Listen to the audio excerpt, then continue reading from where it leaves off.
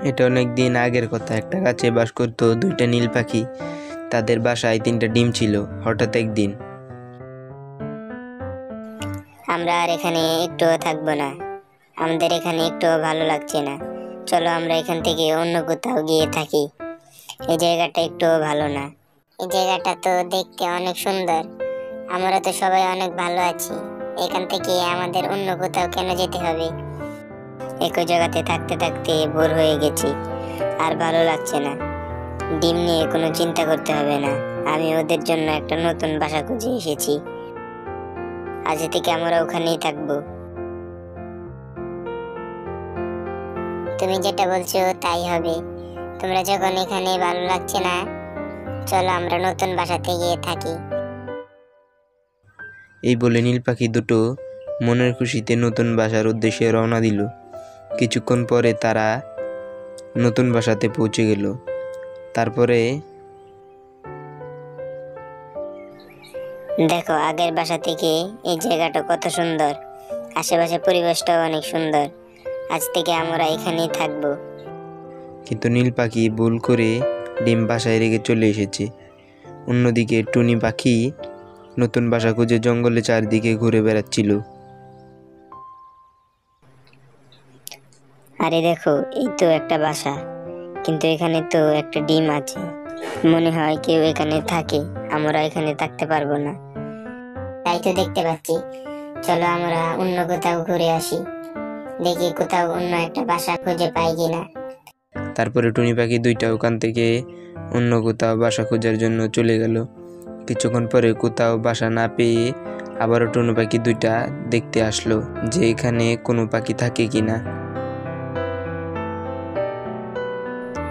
আরে দেখো, এখানে তো কেউই আসলো না, ডিমটাকে ফেলে রেখে চলে গেল।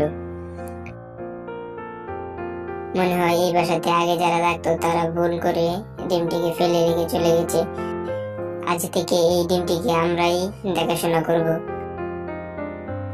আচ্ছা টনি, ঠিক আছে, তুমি যেটা ভালো মনে করো তাই হবে।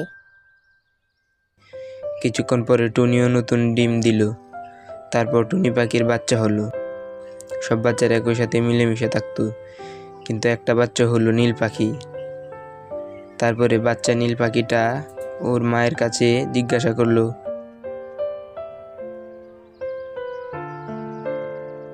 মা, আমি দেখতে আলাদা কেন?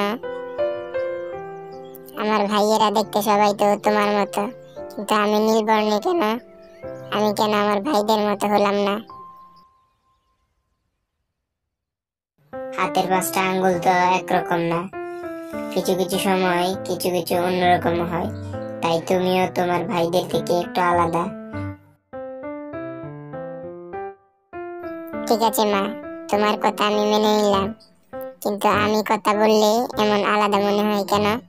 আমার কণ্ঠস্বর ভাইদের থেকে আলাদা কেন? বাবু, তুমি তো এখন অনেক ছোট, তাই তোমার কণ্ঠস্বর একটু আলাদা, বড় হলে এসব ঠিক হয়ে যাবে, তুমি এসব নিয়ে চিন্তা করো না। টুনি পাখি যেভাবেই হোক মিথ্যা কথা বলে নীল পাখির বাচ্চাকে বুঝিয়ে নিল। এভাবে তাদের দিনকাল খুবই ভালো যাচ্ছিল। হঠাৎ একদিন নীল পাখি, তুমি আমাদের ভাই না, তুমি আমাদের থেকে দেখতে আলাদা, তোমার কণ্ঠস্বর আলাদা, তুমি আমার ভাই না, তোমার কণ্ঠস্বর আলাদা, তুমি আমার ভাই কি করে হতে পারো বলো? তোমরা এসব কি বলছো? আমি তোমাদের ভাই, মা এসব কখনো বলতে পারে না। আমাদের কথা বিশ্বাস না হলে তুমি মায়ের কাছে থেকে জেনে নিও। তারপর নীল পাখির বাচ্চা মন খারাপ করে একা একা গাছের ডালে গিয়ে বসেছিল। কিছুক্ষণ পরে টুনির মা ওকে খুঁজতে খুঁজতে ওখানে চলে আসলো। কিরে বাবু, তুই একা এখানে বসে আছিস কেন? সব জায়গা থেকে খুঁজলাম, কোথাও পেলাম না তোকে, চল চল চল, এখনই বাসায় চল।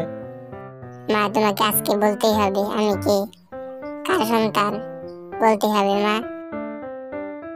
বাবু, তুই তো অনেক ছোট, আমি ভেবেছিলাম তুই বড় হবি, তারপর থেকে এই কথাগুলো বলবো, কিন্তু তুই যখন এখনো শুনতে চাস, আচ্ছা ঠিক আছে, আমি তোকে সবকিছু বলছি এখনই।